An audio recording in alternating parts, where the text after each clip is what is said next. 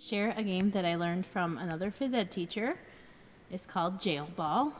There's lots of skills involved in this game: catching, throwing, dodging, shooting a basket, roll, you can roll the balls, and teamwork. So we have all the rules of Jail Ball listed here. First, I'll show the setup. It's pretty simple.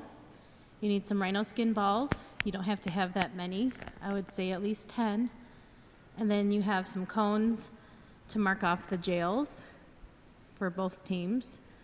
So the jail is just the key of the basketball, or the paint area. So number one, jail ball is similar to dodgeball. There's two teams. You are trying to hit the other team's players. Number two, you have to hit below the waist. Number three, if you are hit, you go to the other team's jail. So for example, if you're a player on that team, if you get hit with a ball, you have to come over to this team's jail and stand right inside the cone area. If you're a player on this team and you get hit, you go over to that team's jail. There are 3 ways to get out of jail. The first one is to catch a ball from a teammate.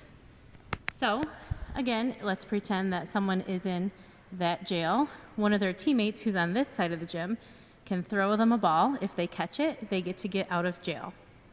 The second way is to make a basket. So as you can see, sometimes the balls roll into the jail. If that happens, they can pick the ball up and shoot it and make a basket. And the third way here, it says jailbreak.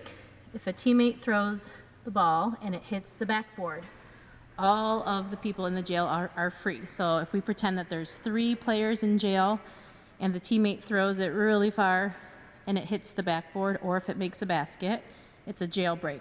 So the person who threw it would say jailbreak, then all of them get a free walk back to their side. Rule number 5, if you catch a person's throw, that thrower goes to your jail. So if a player on this team tries to hit it on a person's body on that team, but they catch it, then the thrower goes into the jail. Number 6, do not cross the half court line while you're throwing. Number 7, begin the game in ready position on your end line. So I always begin games in ready position. So this team would line up on the black line with a ball between their feet. The other team would line up on their end line.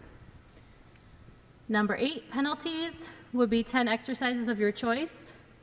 So I always have the kids just choose one of the daily dozen exercises and do it 10 times. So a penalty might be if you hit someone above the waist, or if you cross over the half court line. And number 9, sometimes I give points during this game for good behavior. So people who are ready quickly, people who freeze the fastest when I blow the whistle, and kids who are following the rules. I added this extra arguing rule. My 4th graders came up with this. If there is a discrepancy or an argument where someone, for example, will say, "I hit you," and the other person says, "No, you didn't get me." Well, if they're arguing, then both of the players will go to jail. The kids have a lot of fun with this. It's a lot of movement and activity. So thanks for watching.